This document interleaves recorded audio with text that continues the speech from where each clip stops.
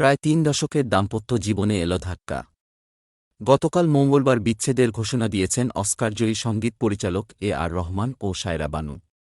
এই বিচ্ছেদের খবরে হতবাক এ আর রহমানের ভক্তরা। এদিকে বাবা ও মায়ের সংসার ভেঙে যাওয়া নিয়ে মুখ খুলেছেন সংগীত তারকার ছেলেমেয়েরা। এ আর রহমানের ৩ সন্তান সামাজিক যোগাযোগ মাধ্যমে প্রতিক্রিয়া জানিয়েছেন। ৩ সন্তানের নাম খাদিজা, রহিমা ও আমিন। কন্যা রহিমা ইনস্টাগ্রামে বাবার পোস্ট শেয়ার করে লিখেছেন, আমাদের জন্য দোয়া করবেন। আমিন ও খাদিজা প্রায় একই ধরনের এক পোস্ট করেছেন।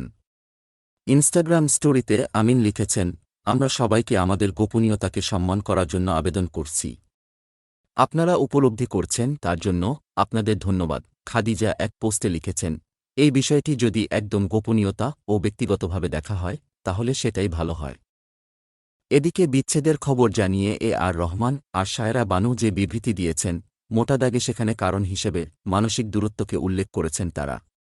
বাংলাদেশ সময় গতকাল দিবাগত রাত 12:14 এ আর রহমান এক্সে লিখেছেন, ভেবেছিলাম আমরা 30-এ পৌঁছাব, কিন্তু মনে হয় সবকিছুরই এমন শেষ আছে যা আগে থেকে বোঝা যায় না।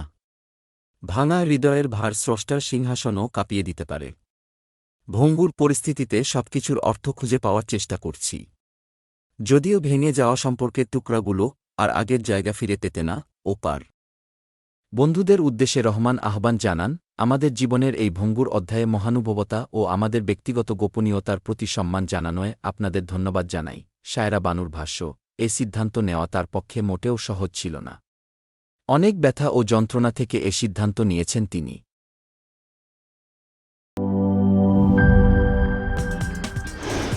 কি boss, vital match, tough opponent, tension? Come on bro, অপোনেন্টকে নিয়ে ভাবার সময় আছে। আসল অলরাউন্ডারের কাজই তো হলো যে কোনো টাফ সিচুয়েশনে টিমকে অলরাউন্ড প্রোটেকশন দেওয়া।